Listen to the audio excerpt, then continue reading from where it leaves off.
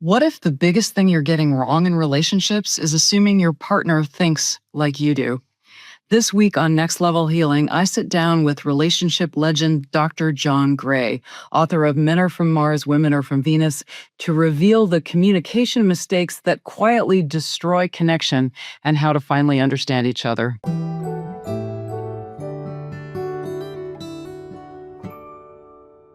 Welcome to this episode of Next Level Healing. I'm your host, Dr. Tara Perry. My guest today is widely regarded as the most influential relationship expert of all time and the best-selling relationship author in history. He has written more than 20 books, including the iconic Men Are From Mars, Women Are From Venus. His books have sold over 50 million copies in 50 languages worldwide. For more than 40 years, he has helped men and women better understand, appreciate, and navigate their differences in both personal and professional relationships. An internationally recognized speaker, he continues to share his insights with audiences around the globe. A huge next level welcome, Dr. John Gray. Well, thank you so much. A pleasure to be with you again. I had the pleasure of knowing you back when I was in Long Beach, and I remember a conference there when there was just a mass of people at this convention, and you sat there and literally gave them information tip after information jewel about their health and relationships. And I think finally at the end, the convention at midnight had to kick you out because I remember that one. Yes, I remember. Yeah. Yeah. I'm so curious because you've been an expert in this field for so many decades, and we've watched so many changes in terms of men and women and how we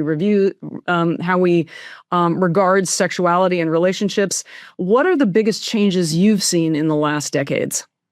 Well, that's why I've written a lot of books. I mean, I do specialize like in areas of dating and marriage and sex and parenting. All these have men and women interacting together. But over the time, since I wrote that, I've been teaching those ideas for 40 years. Okay, so this is a long time. And what I've watched as our culture has changed where women are more independent. There's more and more independence on the side of women, and that affects relationships. Men and women are still different, and in a more traditional relationship where women are more dependent on a man for financial security, those ideas of Men Are From Mars are very, very relevant, particularly if you have children, family life. But suddenly, when women are more independent, it changes the dynamics of a relationship. And understanding what happens to a woman's biology when she's more independent helps a man to understand how to respect his wife. It also helps women to find balance in their life, because when women are more independent and what happens is their hormones change and they go out of balance. And by having a loving relationship with certain communication skills and ways of relating, it can bring her back into her female side, so to speak, producing the female hormones that are necessary for her to successfully regulate stress and also to create attraction between partners in marriage. How does a woman know if she's in balance or out of balance? If you're feeling overwhelmed is one of the first symptoms. Second, if you feel resentful, you are out of balance. If you feel exhausted, you are out of balance. Those are some of the key factors. And one of the then ways of compensating that's not really that healthy is, well, then I don't need anybody. I can do it myself. Now, historically, that was usually a woman's reaction when she couldn't find love. Well, I just don't need anybody. I'll do it myself. But now that women are independent, they're producing male hormones, which are saying, I don't need any help. I can do it myself.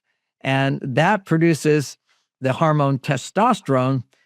And that's not bad for women. It's just that when she's making testosterone and she's not making enough estrogen, the female hormone, she will experience stress hormones. That is biology.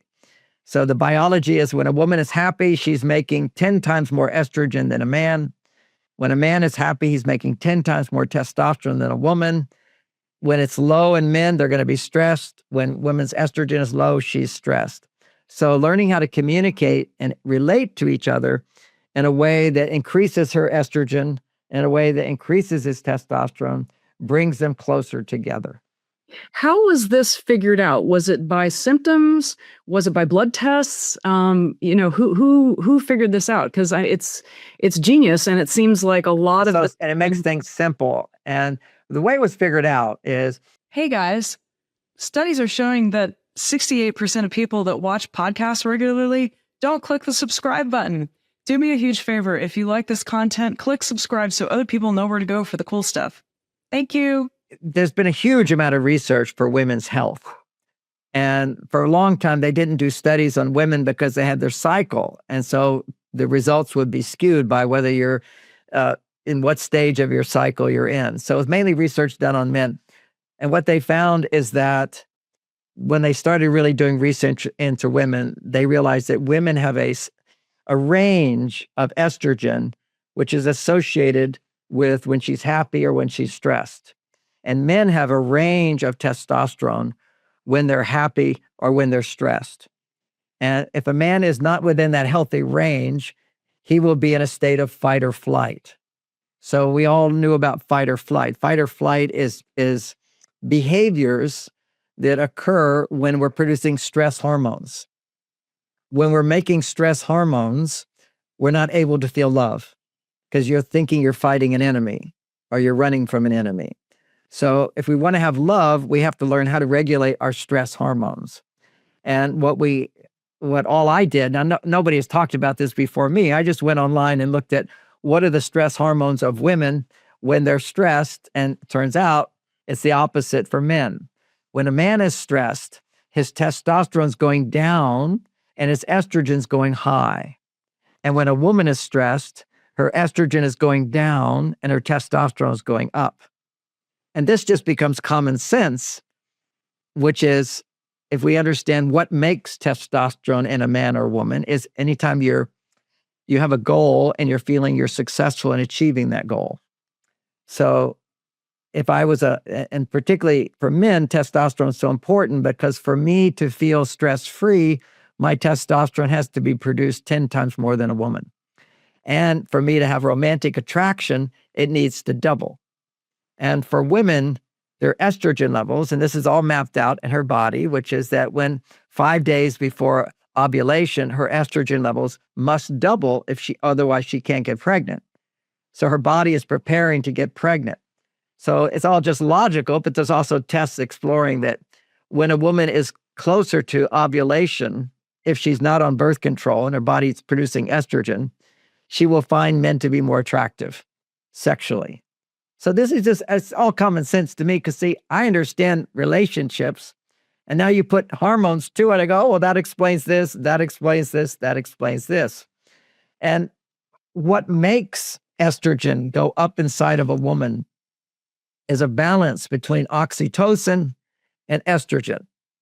And there's a lot of research showing that, tons of research showing that for women, oxytocin will lower their stress levels. But there's what people don't understand as much. I'm usually about 10 years, 15 years ahead of the curve. Oxytocin can't lower your stress if your estrogen's too low.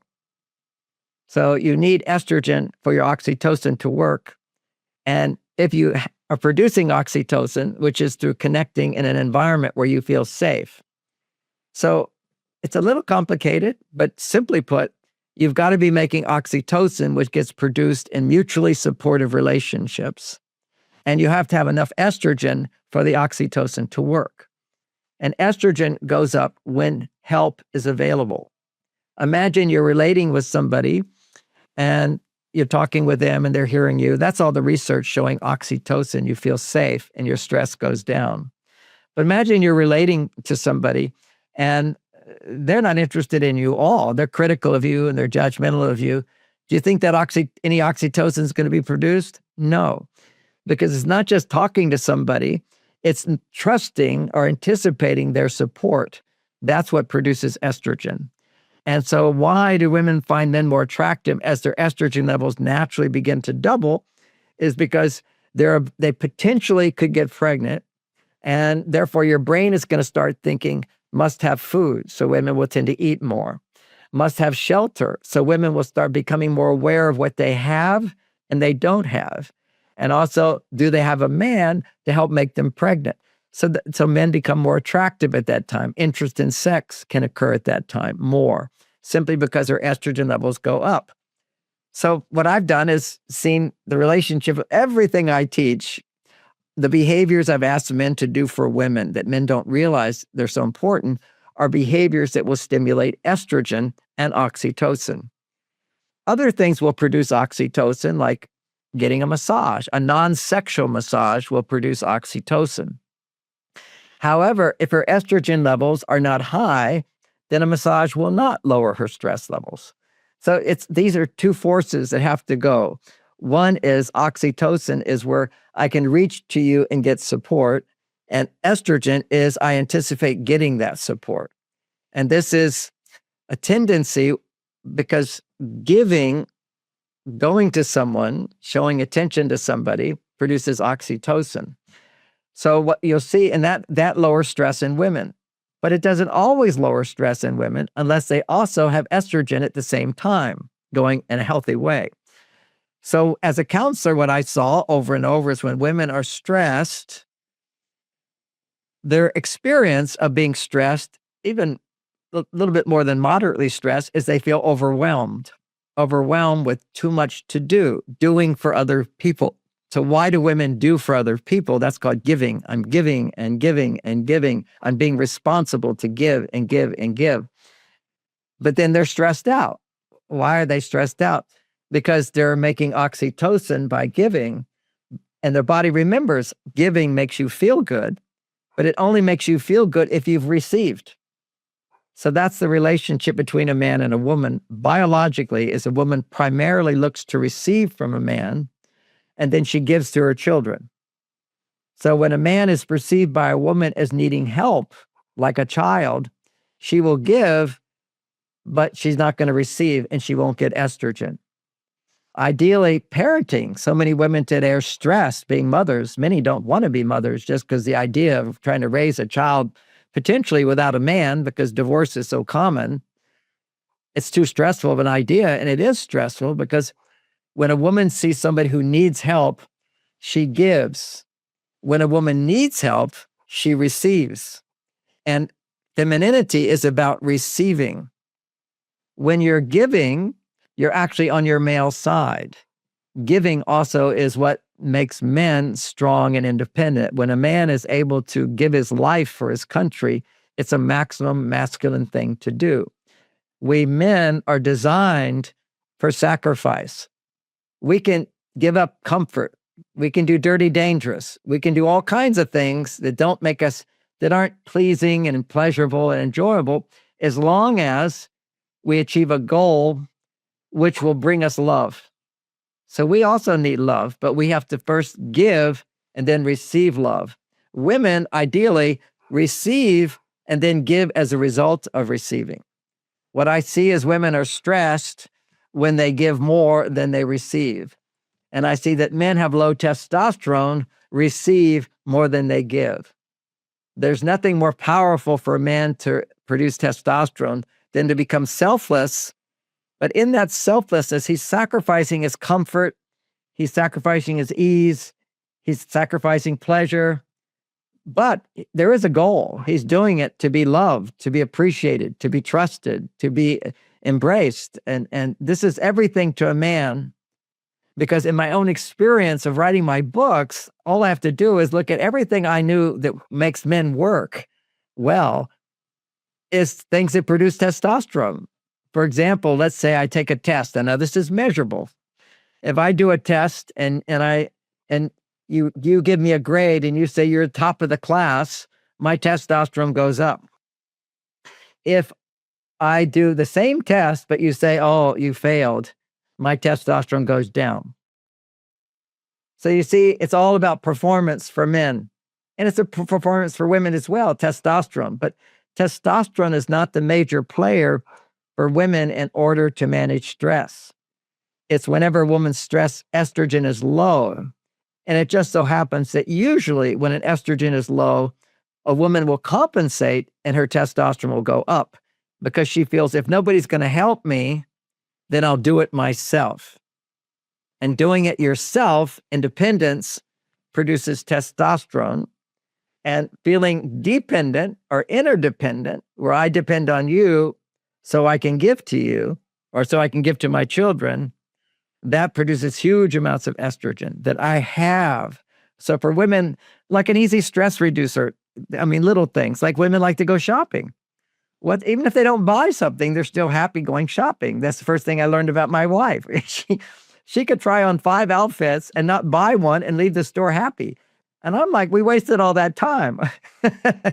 But for a woman, shopping is a process of look what I have, look what I don't have. Look what I like, what I don't like. It brings her back to herself of what I am, who I am, what I receive, what I have, havingness.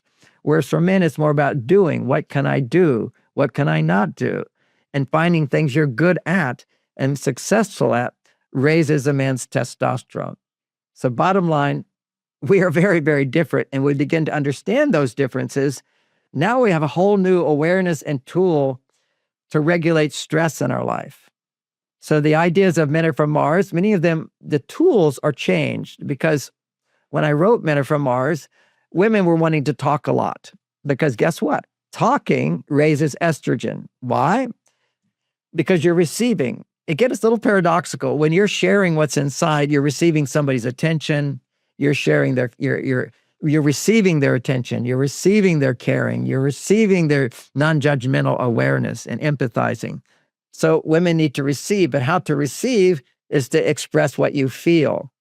And what's special about a marriage relationship, an intimate relationship, is that you're sharing what you don't share with other people.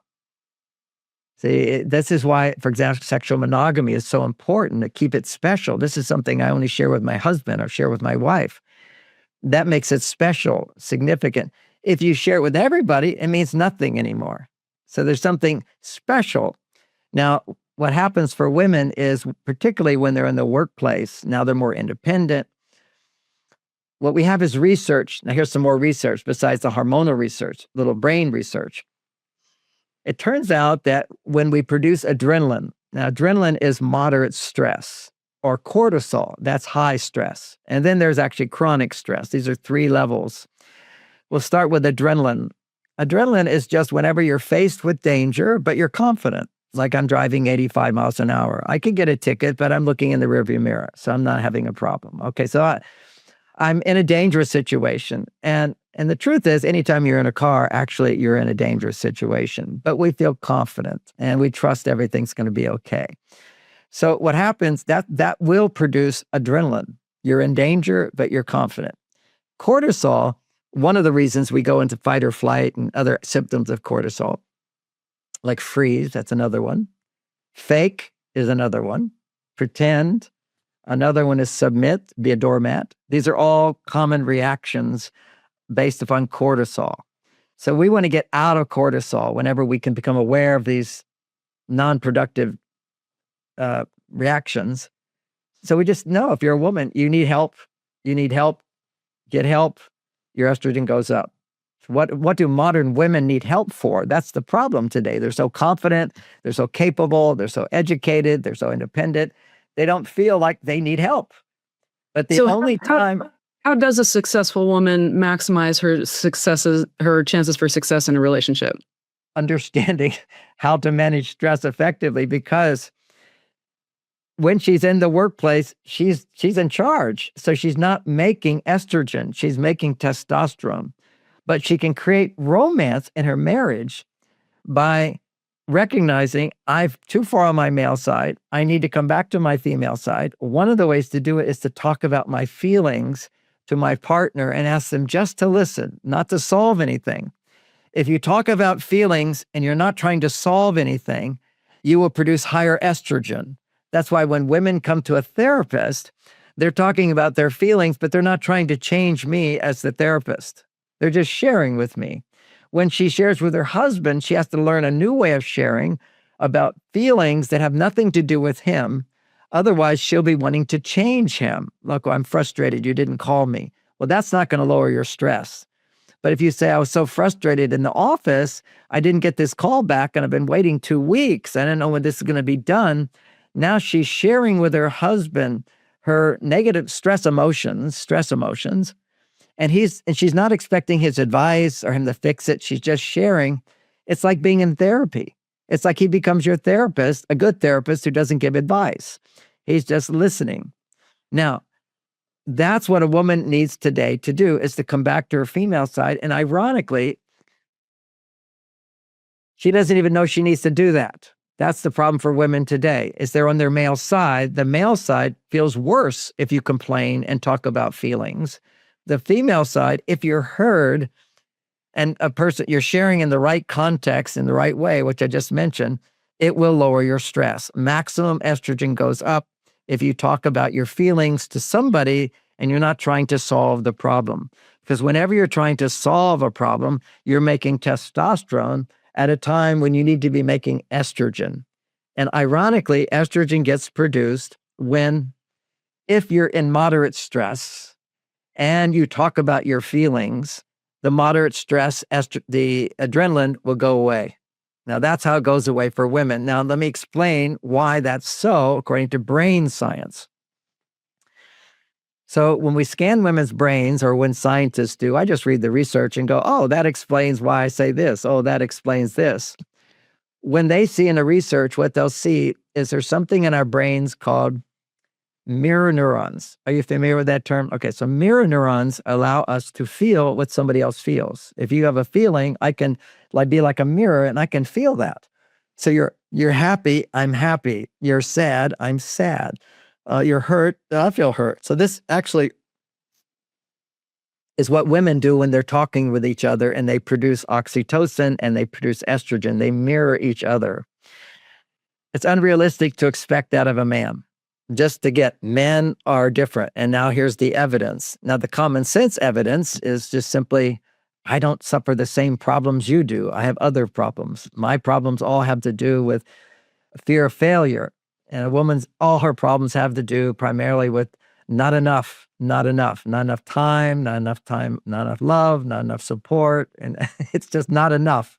Whereas men is, I'm not sure I have enough to solve the problem. So having said that, we have other things to be upset about. So my wife would be complaining about, there was so much traffic on the bridge. I was late to this appointment and it was so hard.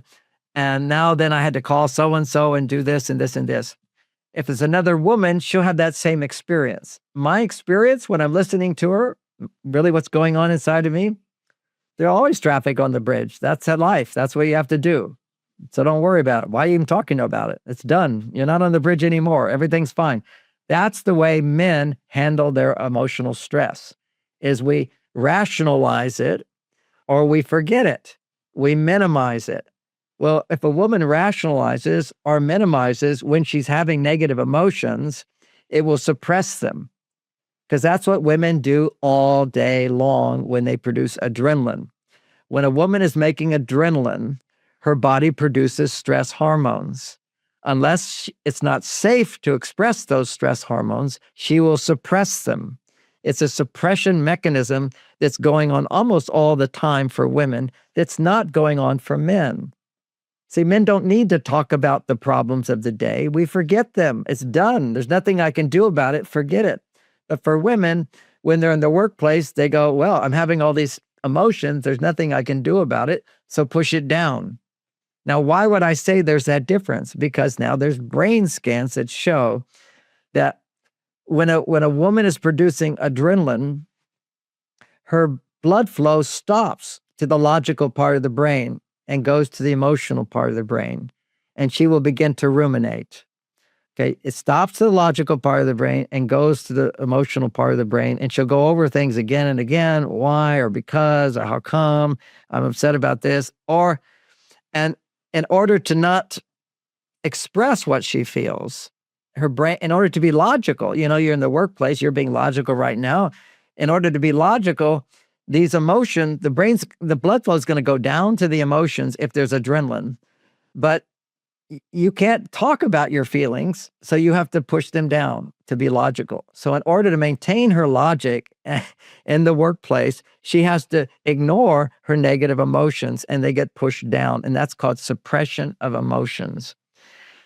A man under moderate stress, now this is where the mirror neurons come in, is that under moderate stress, men's mirror neurons close. He cannot feel what you feel. He doesn't feel anything at all. He has no stress emotions. When a man has adrenaline, all negative emotions just aren't being produced. And he can't connect with you as well. He can't feel what you feel. So anytime a woman says to her husband, I need to talk, already he's going to feel adrenaline. We all know that, and laugh about it. But what really happens at that moment is adrenaline is produced because he doesn't know what she's going to say. Is he in trouble? Is there a big problem? What am I supposed to do about it? Must act quickly. Let's fix the problem. So what that does, that's just adrenaline. His mirror neurons close down and he starts thinking about how to solve a problem. And at that time, he cannot feel. And when he cannot feel, she will not feel the connection. And the only time women stop feeling is when they're mad at you. So you immediately assume he doesn't love you, he doesn't care, he's mad at you, he doesn't trust you, he doesn't care about you. That's also when women stop feeling, is when they say, well, I just don't care anymore. But a man, all he needs is adrenaline, and literally blood flow stops to the emotional part of the brain. It goes to the prefrontal cortex of the brain, which is to the left side, which is optimistic. That's where he'll first try to solve a problem. And then when you don't hear it as a solution and feel better, then it will go to the other side of his brain and he'll become pessimistic. And then you'll have an argument. And if we can understand this, then we can adapt to the situation and realize that when a woman's on her male side all day, independent, strong woman, comes home, she has to overcome her ego. It's like she has this big male ego at that point, which is, I'm together, I don't need help, I can solve problems, I don't get upset about petty things. No, you're going to be upset about petty things. And because you're so advanced, you're going to justify being upset over petty things. But this is, anybody who's been a counselor knows couples fight over the most petty things. It's the littlest things. It's like, and I just had a little argument with my wife just yesterday where, I'm remarried. My Bonnie has died. She's passed. It's 8 years. I'm now remarried, and she has a son. He's 16 years old.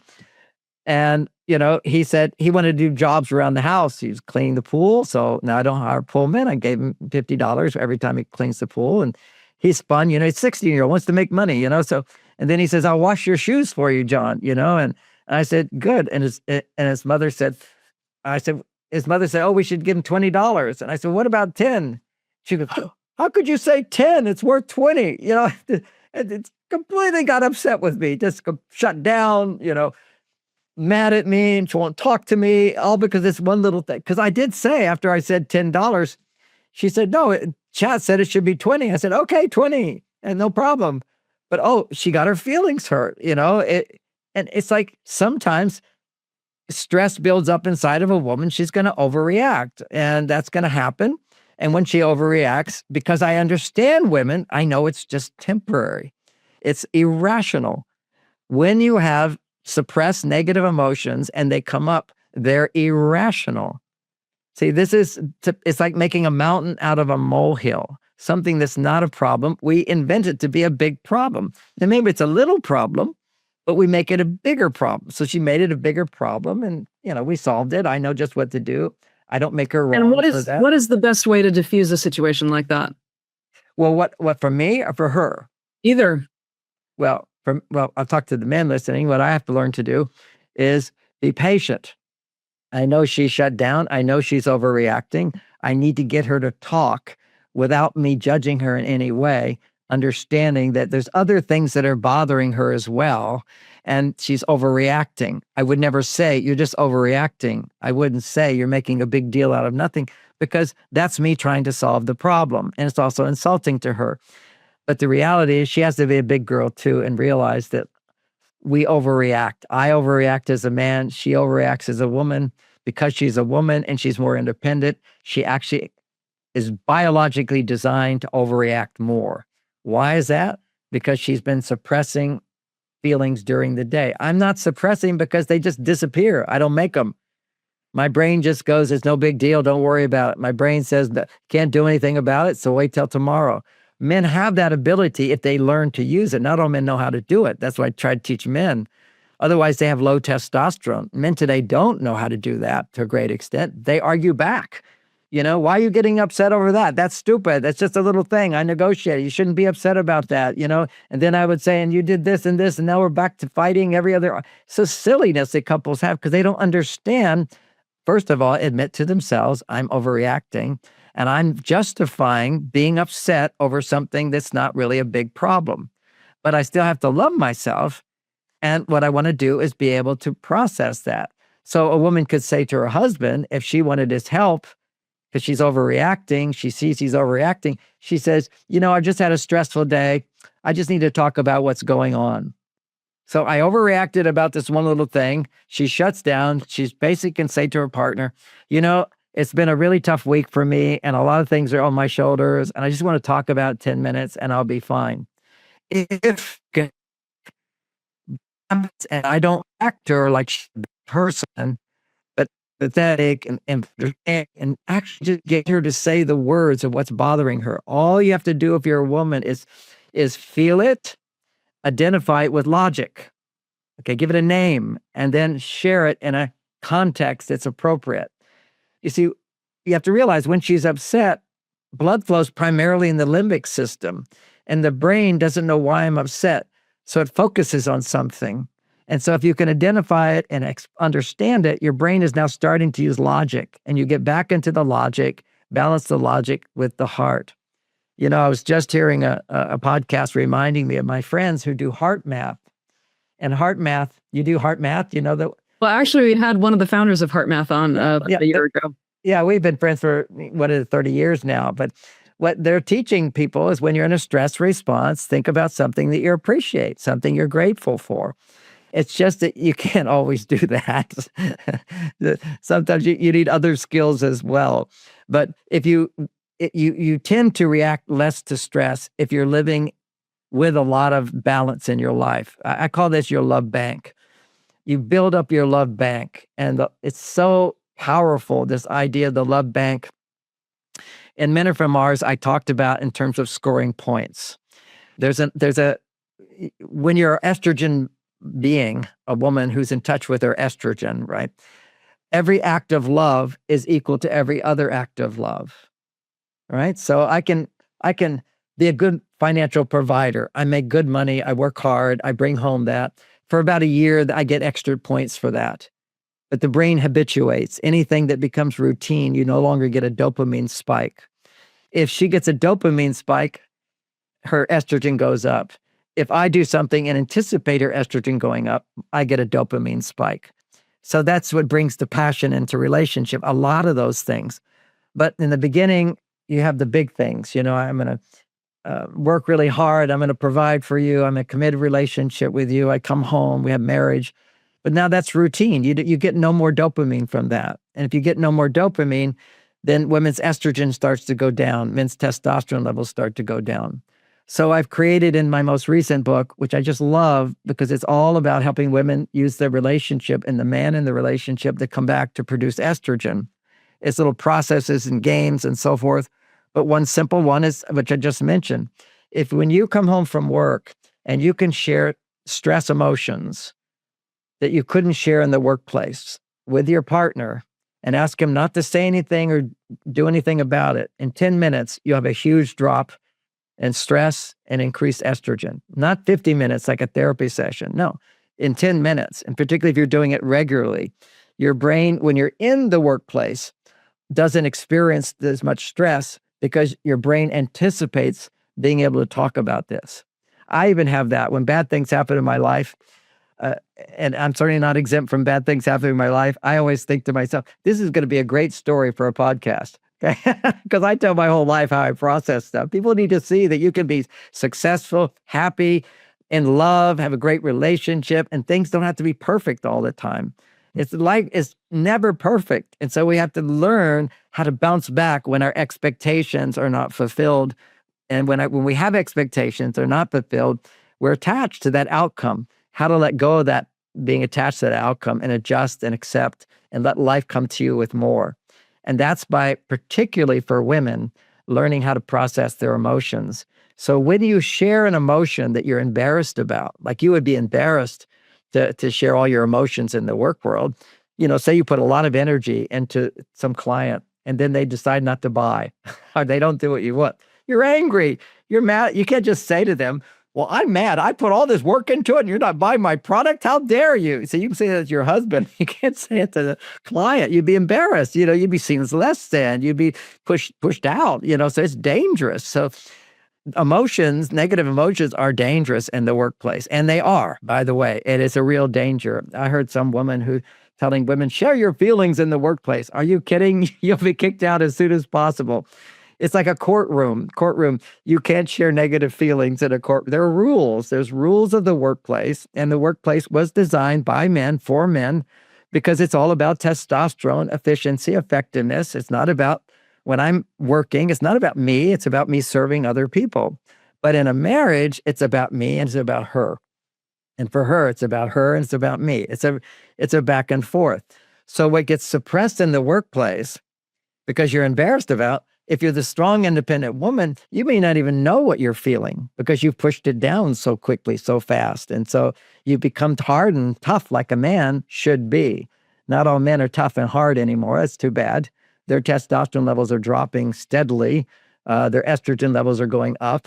And I teach men. I'm 74 years old. I have the best sex life of my life. I have more energy than I've ever had in my life. My testosterone levels are 50% higher when I was a young man. It doesn't have to be this doom and gloom going down. It does change in terms of my estrogen levels are so much higher. But estrogen is your ability to love. It's your ability to be happy. It's the ability to feel passion and excitement. But you have to have more testosterone. If you don't have more testosterone, then you become a dysfunctional male where you just get irritated, annoyed, you procrastinate, you argue and you fight. What men learn is not to lower themselves to act on negative emotions and to hold them to yourself. And this is the opposite. I mean, I know many women go, what? Are you Yeah, saying that? I'd love to put a little magnifying glass on that because Yes. a thing that you've talked about many times is, and it's a really common trap because women like having the therapy experience, they often try to push their husband or their partner into being the therapist and listening to them and getting all in. And then it's like, well, how are you feeling about it? And tell us why it's kind of a trap for a man to reciprocate into that. Well, first of all, if you really did make your husband your therapist, that would be fine. See, I never talk about my feel. You see, all in therapy, it's about the client.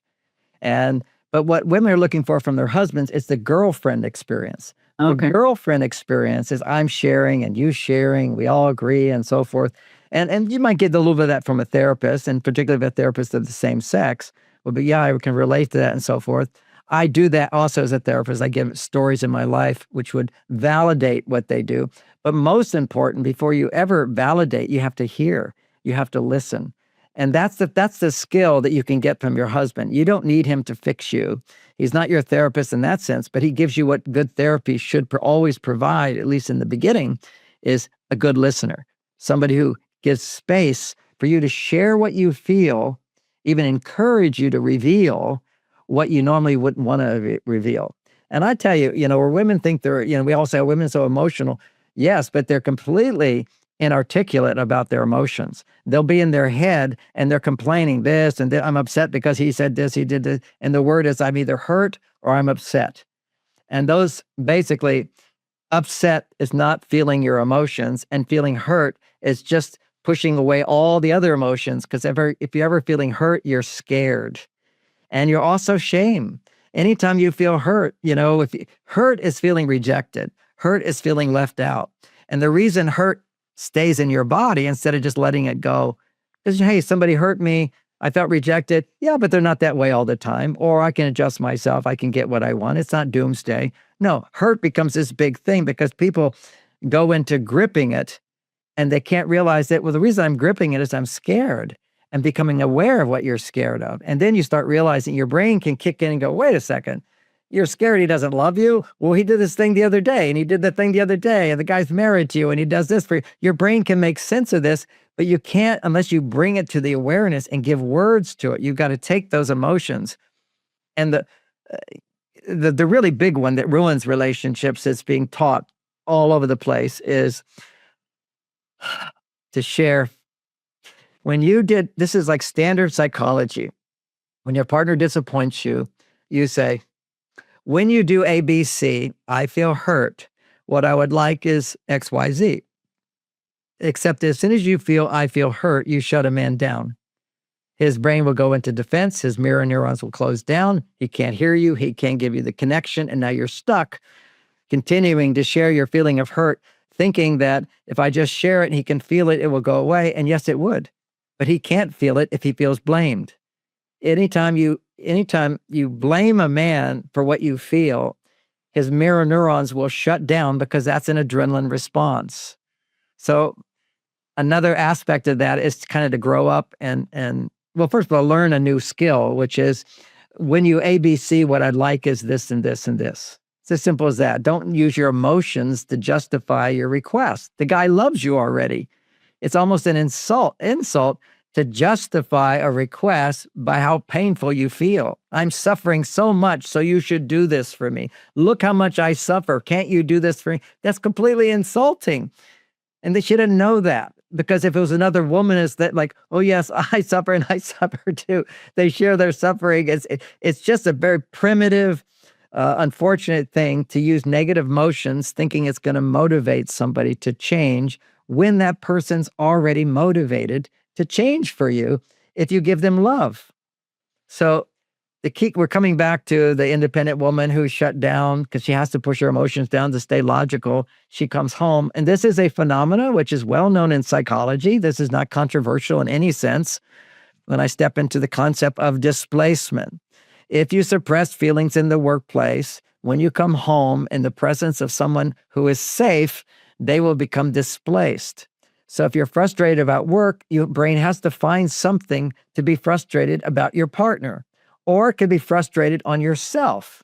It's a bad hair day, or it could be frustrated on your children. And you displace it onto the people you're connected to because it wasn't safe to share them in the workplace. And this is what's happening to women today. Okay, they're just, they don't know how, they don't realize that anytime you have a negative emotion, you're overreacting. Now, this is like a bizarre concept. I get it, but when I'm saying overreacting, I'm saying you're not in a stress-free state. You're not in a mind-heart balanced state. You're not your person. Your brain has been hijacked by adrenaline or by cortisol. And this is science. It shows how different parts of your brain operate that don't make you successful, that keep you from feeling loving, keep you from having a relationship. And we make a mountain out of a molehill, or we focus primarily just on the negative, excluding all of the good. These are things your brain automatically does, and you can't stop it. All you can do is be aware that I've been hijacked, and what do I need to do when I'm hijacked? And for a woman, what she needs to do is a variety of things. I've mentioned one. Another is if to generalize it, is learning how to ask for help. And what kind of help do women need today? They need help to come back to their female side. What helps women come back to their female side is when men do things to help women. That's it. And if a man is available at any instant, and I teach techniques, all women have to do is read this book, and you'll learn how at any moment he could be completely focused on the computer. He can be distracted. He could be watching the news and tired and exhausted. And all you have to do is put up two hands like this, and for 10 minutes, this man is totally available for you. And every man will do it. All you have to do is explain to him the way I teach in my book. I've never had a man refuse to do it. Women are saying it's amazing. Here's an example. My wife, it's called the 10-minute ask. If I'm tired and exhausted and she wants to have a conversation with me, she does this, and I go, oh, right away. Happy to be there. For 10 minutes, I come alive. Because if men have a short job to do within a 10-minute, or in another case, 5-minute job to do, or a 10-minute job to do, and he knows it's going to help you be happy, any man will do it instantly. He's available at any time. Where so much of the time women live in a world where he's shut down, and he's doing what men do. They hyper focus. The thing about men, their brain, we have files. She's just one of the files. I've got my grandkids are a file, my children are a file, my finances are a file, my wife is a file, me is a file, my work is a file. And when I'm in my work, I can just be totally in my work. and my wife file, what I know is there's nothing more I want to do in my life than make her happy. And if we have an understanding that giving my undivided attention for 10 minutes will give her happiness and joy, I'll do that. It's just, I can't be on all the time. I got my other files I'm dealing with, particularly if I'm feeling adrenaline. So I can be in adrenaline, I can be in cortisol state, and she does this. Or one thing's the 5-minute ask. A 5-minute ask is we've agreed on. It's a simple thing a man agrees to. Anytime you want to lower your stress, and I recommend women to do it every day, which is you just go like this and you ask a man, in that moment when he sees the hands come up, it means you're going to ask me to do something that you could do for yourself quite easily, but you're going to ask me to do it for you. See, for a woman to ask a man to do something, already that's adrenaline response. And for a woman to ask a man to do something that she could do for herself, just so she can be more relaxed, she would never do that. It's like my wife will, I could be in bed and she'll walk in and say, "Oh, I forgot my phone. Would you go and get my phone? It's in 30 yards away." I jump out of bed. It's less than 5 minutes. I know that. And I do it, and it raises my testosterone. It raises her estrogen, and it stops her brain from ruminating. This is the key thing. Women's brain ruminates, and you're in a constant state of adrenaline over and over and over. Think of that like a snowball coming down a mountain. It gathers more as it goes. How do you stop? Well, what happens if as that snowball's coming down, I just stand in front of it and hold it? Just for 3 minutes, the momentum goes away. Now the rumination stops. See, this is a phenomenon. Women don't have brakes on their brain when they're on their male side. If they're on their female side, they would generally have most of the day talking with other women, and they don't ruminate because they've been talking about what's going on inside and hearing other women and their experience and so forth. So women are, if we think of love as different vitamins, girlfriend's vitamin G, and women today just don't have enough vitamin G, and they're expecting Mr. Vitamin S, vitamin R romance. I'm Mr. R. I'm your romantic guy. You're expecting Mr. Romance to also be your girlfriend. It will kill any romantic part of me. And it will make you feel dissatisfied all the time because a part of you was missing this vitamin. And you got this great guy over here, but you keep making him not enough because he's not your vitamin G. He can't do that. So women's expectations are, on some level, they want romance. The more independent they are, the more they're going to feel like, I want, if they feel they can get it, I want that romance. So many women will say, I just don't feel the spark with a man. I don't feel the spark. I can't find the right guy. Or a married woman will say, I just don't feel the spark anymore. You're just not making estradiol. The spark is a hormone called estradiol, and you're not making it. And how do you make it? Your estrogen levels have to go really high, and that's the estradiol. But a lot of women listening to us today, Dr. Tara, they're in menopause. And in menopause, you stop making estradiol. You dry up down south. You dry up in your heart. You feel like estrone, the psychology that goes with estrone, you'll see it with women in menopause. I can do it myself. And I'm proud of it. I've got my wall up. I don't have to depend on anybody. I can do everything myself because estrone is the hormone that gets produced of self-sufficiency. Estradiol is the hormone when you're dependent on a man to get pregnant. Your eggs say, hey, get me a man to get pregnant. I need a house. I need food. I need this. I need help. I can't do it myself. You can't raise a child by yourself. That's estradiol. So when your body stops making estradiol, or you have an attitude that I don't trust my husband, now you're not making estradiol and you're stressed. Now, the next thing that happens is when you make estrone, it doesn't produce cortisol or adrenaline. Low estrone would do that, but you're making estrone, you're going to have no romance in your life. And your blood circulation changes, you get wrinkles. All this is the absence of estradiol. Now, what nobody knows that I know, because I've been teaching this 40 years, you can continue making estradiol. My wife and I were having great sex all the way to when she passed. I mean, that part of our life was there. We had that romantic feeling, and that's the estradiol. Well, I figured out all these little techniques that I teach, and now it's a system of how a woman at every age can continue to make estradiol. You don't have to take estradiol, you make it. Your body can still make it. It just doesn't have the eggs to make it. It takes it from your adrenal gland. One, your adrenal gland in danger, you create danger, which is all these techniques like asking a guy to do something when you could do it yourself. a guy's distracted and you put two hands up and he stops everything for you, normally you'll feel, oh, he's not available, oh, he's not available. So you're actually doing a little danger. What that does, it produces a short spurt of cortisol. When that happens, a woman's testosterone will just pop up. And then if he responds to you with love and support, now you're safe, you're in danger, and he makes it safe. What happens is your testosterone converts into estradiol when you're 80 years old. Wow. This is the most amazing thing. And I have all these tools for this. Here's another tool that I used to do with Bonnie. I tend to be a fast driver. She likes that if we're in a hurry. She doesn't like that if we're not in a hurry.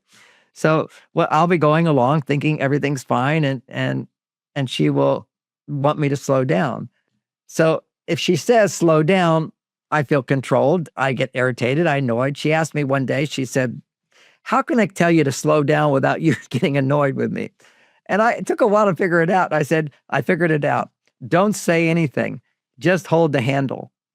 Now, that's sign language. That's when I learned the power of sign language. Because whenever a woman's already in adrenaline state, her tone of voice will convey she's in adrenaline, his mirror neurons will shut down.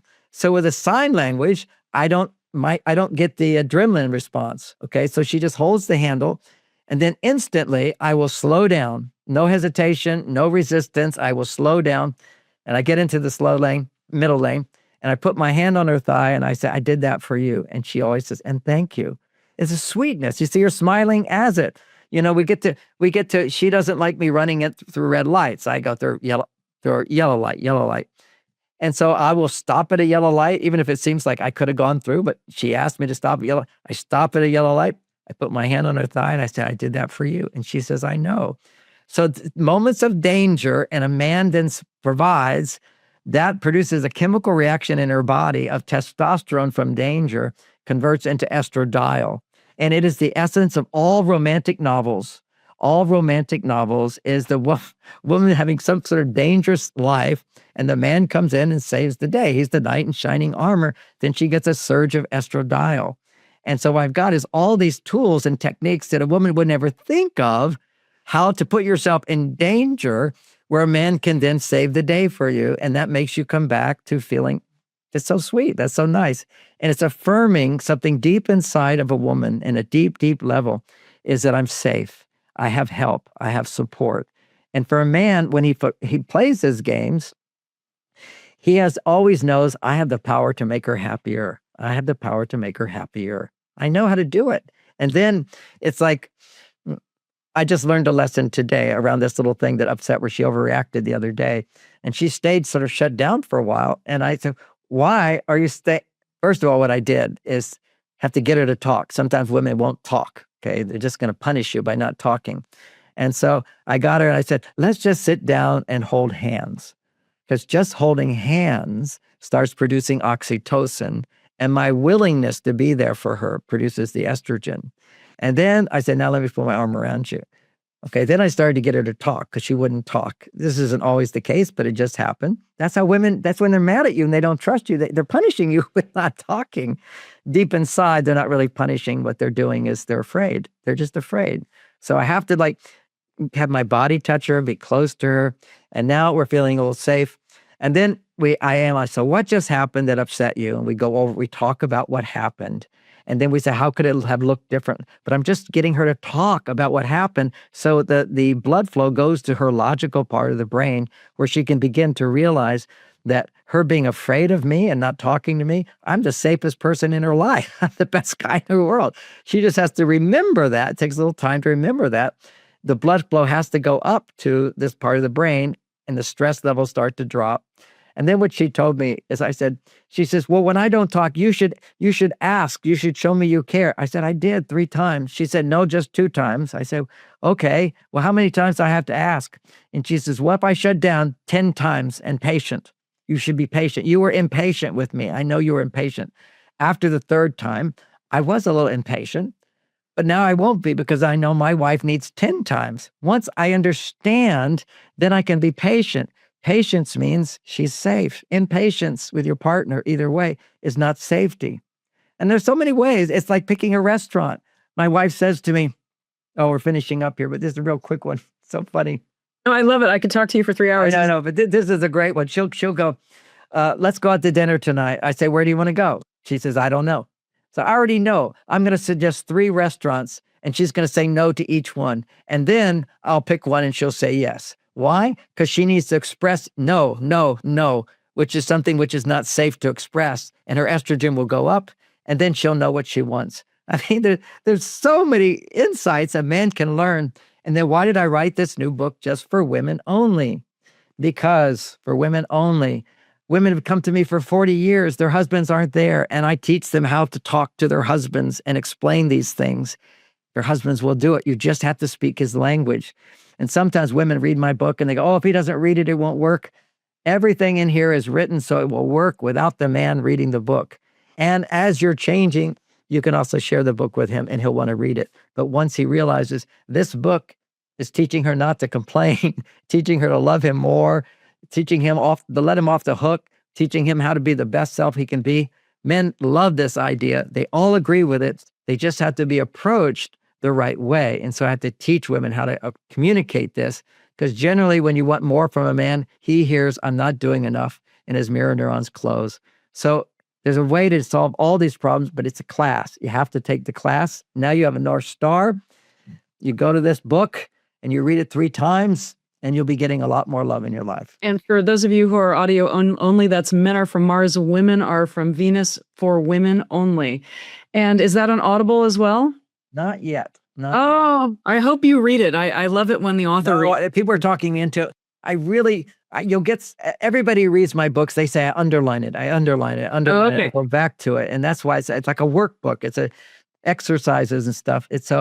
But I'm going to do Audible. I decided I'll do it because I'll tell them in Audible, make sure you buy the book and read it. I will definitely, and I will write you a fantastic review. I love your work, John Gray.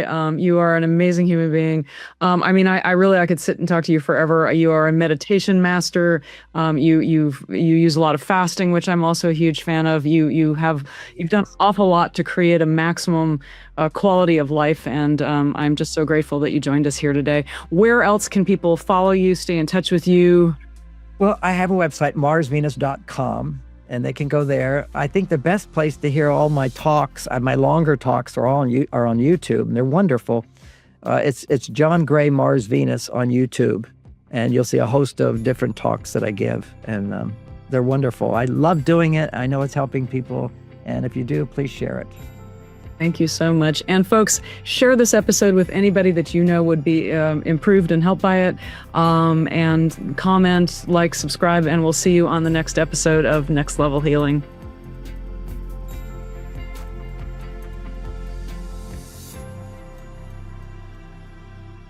This podcast is intended for the purpose of providing information and education. It does not provide advice and is not meant to be used for any self-diagnosis or the replacement of any kind of licensed professional. The creators and individuals appearing here do not endorse any specific tests, positions, medications, products, or procedures. The views and opinions expressed in this podcast are of the speakers and do not necessarily reflect the views or positions of any entities they represent.